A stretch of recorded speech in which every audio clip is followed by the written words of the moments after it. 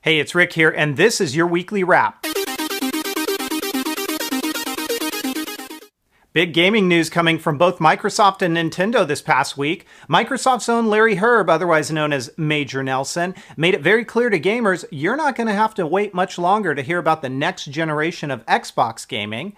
The company will hold a 1-hour presentation from Microsoft headquarters on May 21st to give us all the details about what to expect. Now, if you want to catch it live, you can tune in online at GameTrailers.com. You can log into your Xbox and watch it via Xbox Live, or you can tune into Spike TV to see it as it all goes down.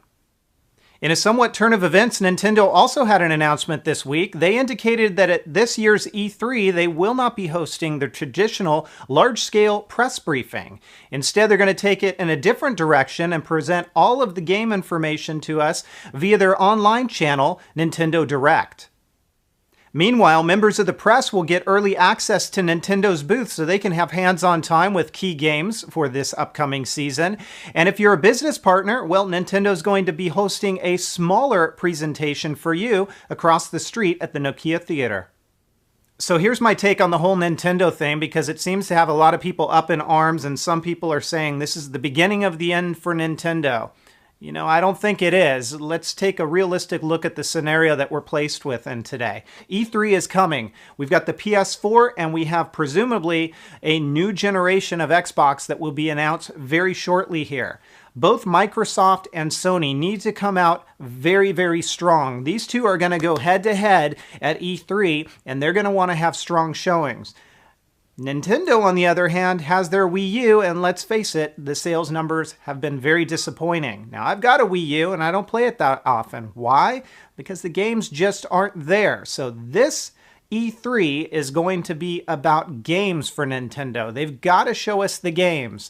And at a large-scale press conference, when you've got the PS4 and whatever the name of the Xbox next is going to be, those two are going to be the things that are sticking out in people's minds. So I don't think Nintendo wants to get engaged in the press conference battle. And that's why they're taking it to Nintendo Direct and showcasing their titles in other ways. What are your comments on this subject? I'd love to hear them. Leave them down below, and maybe next week I'll share a few. My app highlight of the week this week goes to something called Eevee. Now, Eevee is available both on iOS and Android devices, and if you've got an iOS device and you're looking for an alternative or even a companion to Siri, this is a great app to check out. It's free, and it acts and looks and sounds just like Siri. Check it out. I will put a link in the description of this video to where you can download it on both Android and iOS devices. Now, speaking of apps, I've got a few free app codes to share with you guys today. This code is going to grant you access to download the iOS game Crosswords. Now, this code is only valid in the US, and it is also only for iOS devices. In a moment, you're going to see some of those codes flash up on the screen. They are one-time use only codes, so if you put a code in and it shows as invalid, well, that code's already been used. So be quick, grab a code, download the game, and enjoy. So we wrap up this week with my question of the week to all of you. With all this gaming news and gaming talk, I want to ask you, what next generation gaming console features are you most looking forward to? Leave a comment down below or send me a video response. I'll be looking through those and featuring some of your responses on our very next episode.